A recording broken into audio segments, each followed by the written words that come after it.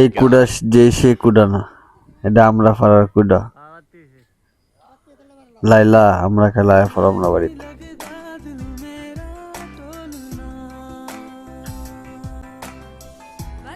আমরা পারছি অনেকগুলা শুক্রবার দিন খাওয়ার জন্য।